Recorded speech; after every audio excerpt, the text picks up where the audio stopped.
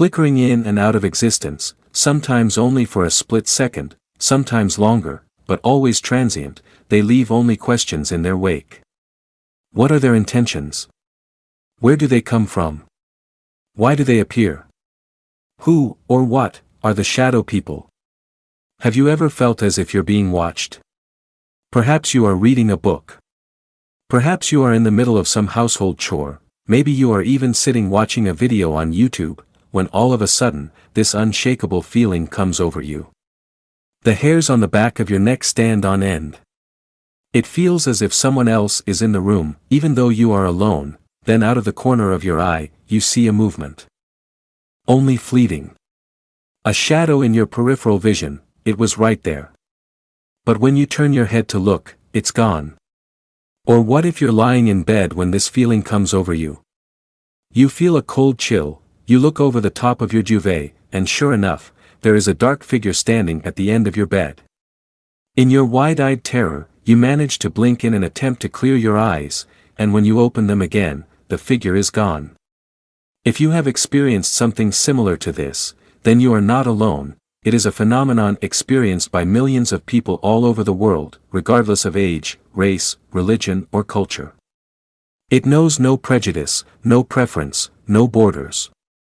These strange figures are known simply as shadow people, and we, as a species, have been seeing them since time immemorial. They appear in one of two ways. There are the peepers, which manifest right at the edge of your visual range, and look as if they are peeping at you from behind something. Then there are the far more terrifying full visual apparitions, which visit you at various inopportune times, but mostly whilst you sleep. They have been linked to hauntings, violent poltergeist activity, and in some instances, have even been thought to have caused death. There is one figure amongst them that is said to be pure evil, and if you ever see him, it is considered an extremely ill omen. He is known as the Hat Man, and he only appears to those who are about to face a personal tragedy. We have pulled together a few tales for this episode. All of them were submitted by subscribers, and all are said to be true, but we'll let you be the judge of that. Who are these mysterious and elusive beings that have been seen by millions? Whichever stance you take, sit or lie back and enjoy. Our first story comes courtesy of Michael Collis from Brendale, a small suburb just north of Brisbane, Australia. Michael would never forget Christmas of 2002, when he was just 8 years old. It was the height of summer, and Queensland was experiencing something of a heatwave. Michael had woken up several times during the night. His body covered in sweat, tossing and turning over to the cooler side of his bed. He didn't know what time it was when he had this particular experience. There was no clock in his room, but he knew that it was after midnight, because his parents had gone to bed. The house was still and quiet, so quiet in fact, that he could hear the muffled sound of his parents snoring in the other room. Taking a sip of his water, he turned onto his back and just lay there in the darkness, staring at the ceiling. The heat was troublesome, but he was also extremely excited about Christmas Day. He had asked for a Nintendo GameCube that year, and the prospect of opening his presents was more than he could bear. Christmas was just 2 days away. He was contemplating which game he was going to play on first, when a slight movement in his peripheral vision caught his attention. To the left of his bed was his bedroom window. The curtains were open, and directly outside was the top of the porch roof. Oftentimes he would climb out of his window and just relax on top of the porch whenever he wanted to get away from his annoying younger brother, who was 5 at the time. Michael didn't see what had moved, but when he turned his head to look, there was nothing there. He wrote it off almost immediately, but as he lay there it happened again, and again when he looked over, he couldn't see anything. It was as if someone was outside, just hiding behind the edge of the window frame on the left. This happened again and again, and each time he turned his head to look in the direction of the movement, whatever it was had vanished. The 4th or 5th time it happened, Michael decided to just lie still and try not to look at it. His head was angled just enough so that out of the corner of his eye, he could make out a dark figure standing outside, just off to the left. After dithering for a few seconds, it proceeded to walk past the window, then turned around and walked back. It paced back and forth several times. Each time it turned, it did so quickly, like a soldier on parade, but when it was walking past the window. Its movement was more sluggish and deliberate, as if trying to show that it was there. Michael remembered thinking that whoever it was seemed to be dressed like Dick Tracy. The figure wore a long trench coat, and he could just about see the outline of a hat on top of its head. He couldn't see any features, everything was just black, silhouetted against the streetlights outside. Strangely, he didn't feel scared by this experience. His young mind was not quite world-weary, and he didn't consider the implications of a possible prowler outside his window. If anything, he found it annoying. As he got out of bed to close his curtains, he heard footsteps running across the porch roof, which abruptly stopped as he looked outside. Whoever had been out there had seemingly disappeared. By the time he awoke the next day, he had completely forgotten about the strange figure, and in fact, didn't think about it again until many years later. When Michael was in college, a friend lent him a book on the subject of strange phenomena, and there just so happened to be a chapter in there regarding shadow people. When he read one passage in particular, his mind was immediately transported back to that night all those years before, and a sudden chill ran up his spine. He realized that what he saw could more than likely have been the infamous Hat Man, but what disturbed him the most were the implications attached to seeing such an entity. When he went home at the end of term, he told his mother about what he had seen outside his window when he was younger, and told her what it was supposed to mean. He wanted to ask whether anyone in the family had passed away at around that time, but before the question even left his mouth, his mother simply said, "I wonder if he was here for Emily." Initially Michael drew a blank, and his mother had to clue him in. Emily was his friend from next door. She had died in her sleep somewhat mysteriously on the 23rd of December that same year. He was shocked to find that he had completely forgotten all about it, and wondered why this was so. Was it so traumatic that he had blanked it out? Or did his late-night visitor have something to do with it? Our second tale comes from Sarah Whitaker.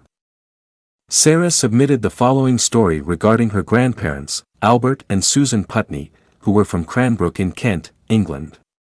Albert, or rather his wife, would have a chilling experience in 2013. They slept in separate bedrooms, as many older married couples tend to do, for a variety of reasons conducive to a peaceful night's sleep.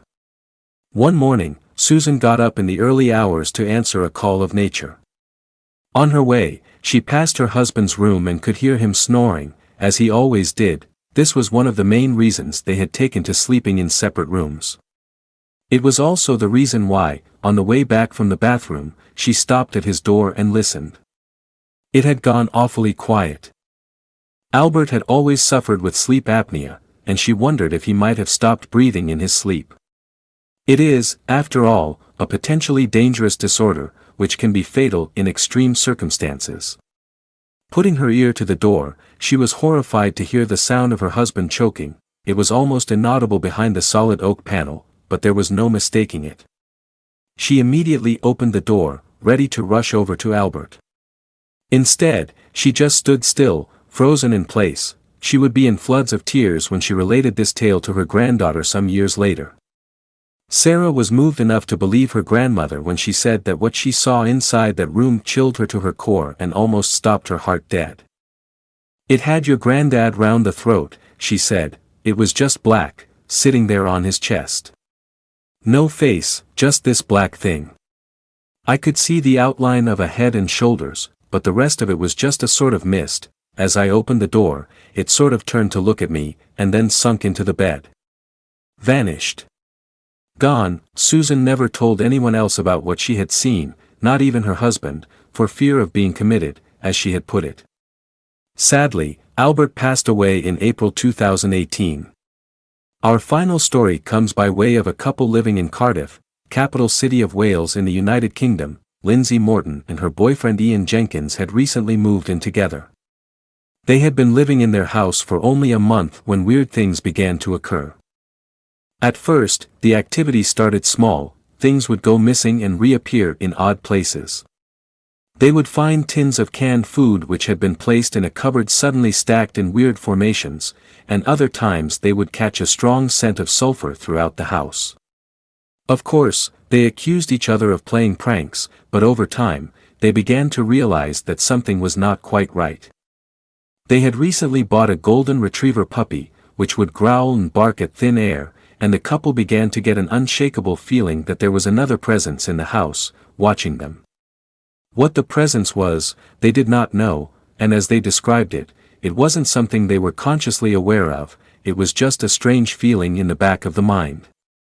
They were cuddling on the sofa watching TV when they caught their first glimpse of this presence. The TV was directly in front of them, and the doorway to the living room was over to their right, outside of which was the hallway and the stairs leading up to the first floor. Mitch, their retriever, was stretched out on the rug in front of them. And they were just settling down to watch a film when all three of them, including the dog, suddenly looked over towards the doorway. "Did you see that?" Ian asked. "I saw something." "What did you see?" Lindsay replied. They both described that they had seen a head peeping around the doorframe at them. Most peculiar of all was that the dog had seen it too, and was now letting out a low growl.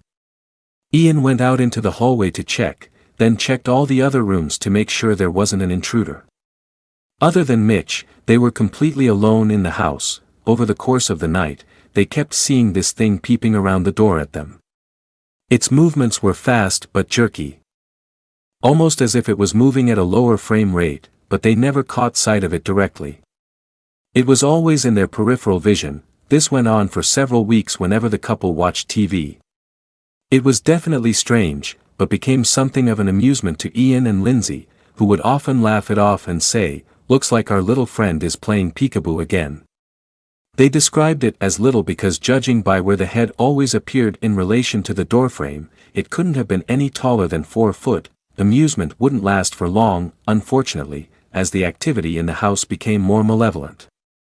Doors would open and slam shut of their own accord. There would be thumps and bangs from upstairs when no one else was up there. Objects would fall off shelves. One day the couple came home from shopping, and found a number of plates smashed on the kitchen floor. How they had made their way out of the cupboard to the other side of the kitchen was a complete mystery. Ardent skeptics though they had been, they began to accept the possibility that they might be dealing with a poltergeist. The most disturbing experience would occur during the week commencing the 11th of August, 2014, when Ian had to work away for a couple of nights. At around 4 a.m. in the morning, Lindsay called his mobile in hysterics, telling him to come home right away. Apparently she had been asleep in bed when she was awoken by the feeling of someone grabbing and shaking her foot. When she turned onto her back, she was fully expecting to see Mitch at the bedside, but instead, there was a huge dark figure towering over her. It was completely black, with no features, and was easily around 7 feet tall. The only thing she felt she could do at the time was hide under the covers, crying her eyes out as she heard footsteps walk around to the other side of the bed, and then the bedroom door closing. She remained under the duvet for as long as she could, but in the end, as it was summertime, the heat became unbearable. When she finally emerged, she saw that the room was empty. Afterwards she checked the whole house, and found that all entrances were locked. There was no way it was an intruder, at least not the kind of intruder one might expect. Unfortunately, Ian was unable to make it home the next day, and Lindsay went and stayed with a friend. When Ian did return home, they went to visit a spiritualist church, despite the fact that neither of them were religious. A medium offered to come and visit the house, and when she arrived, she had something rather disturbing to tell the couple. Her words were something to the effect of, "There is more than one presence in this house, and they are so far back behind the shroud that I cannot see who they are. They speak in a language I don't understand." Lindsay felt silly as she went from room to room, holding a candle and reciting a prayer, as instructed by the medium. But as she went into her and Ian's room, she felt a tremendous pressure on her chest, which she said felt like resistance. After the blessing was complete, the couple settled down that night, and for the first time in ages, they felt comfortable, as if a weight had been lifted off the house, and the paranormal activity ceased completely from that day onwards. So what are we to make of these stories? They are certainly compelling, but like the majority of ghostly sightings, they are anecdotal, and this is the unfortunate tragedy that surrounds such phenomenon. These are very personal experiences, which are often fleeting and terrifying, but there is no real way to prove whether or not something actually happened. We, as onlookers, can only choose to believe or disbelieve, until it happens to us. But what of the so-called shadow people? Who or what are they, and do they even exist at all? There are many hypotheses out there. We have already established that there is a definite link between these entities and poltergeist activity, and for this reason, the go-to explanation is that they are ghostly or spiritual in nature. The reason they appear black is because their energy is negative, suggesting that their souls were either evil or tormented during their lives. Obviously, there are those who believe that these beings are demonic, and that they exhibit parasitic behavior, feeding off negative energy such as fear and anger. It is not certain whether they are the cause of paranormal events, or whether paranormal events attract them, due to the levels of fear being induced. On the other hand, there is a whole host of left-field ideas, which are as bizarre as they are baffling, but intriguing nonetheless. Particularly in modern times, shadow people have been thought of as interdimensional travelers, phased slightly out of our visual range, which is why they always appear somewhat obscure and distorted.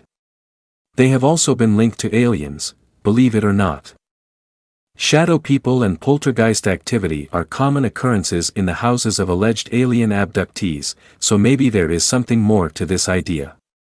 Furthermore, along the same lines, people have also made a connection between the Hat Man and the elusive Men in Black, due to the fact that both seem to favor wearing fedora hats. On the flip side, skeptics argue that shadow people are non-existent in physical terms, but are in fact visual anomalies, particularly as far as the peepers are concerned, which only seem to appear in one's peripheral vision. It is thought, although not proven, that very low VLF and ultra-low ULF frequencies can manifest visual hallucinations and feelings of intense fear in human beings and animals. It is also important to understand how the brain fills in missing information gathered from the senses. If you have ever been listening to someone speak, and not quite heard a particular word or sentence, but then worked it out a few seconds later, you'll understand this process. The brain does the same thing with visual information, particularly in the peripheral range. Up to 80% of a person's peripheral vision is recreated within the brain, based on very limited information, so it seems likely that the odd anomaly might slip through. But this process would be unique to each individual. How do we explain instances when multiple people see something in this way, such as with Lindsay and Ian, as well as their dog? Whilst we are sure that many instances where peepers occur are visual anomalies, surely not all of them are. Secondly, what about when shadow people appear in full view? It seems skeptics also have explanations for this in the forms of either sleep paralysis or waking dreams. But not all shadow people are seen upon waking, not all of them are seen at night, and not all of them disappear after a few seconds. They are seen all over the world, in all kinds of locations, and at all times of the day. Short of accusing people of either lying or being mentally ill, this explanation doesn't always stand up to scrutiny. In the end, it seems the world will always be divided regarding the existence of shadow people.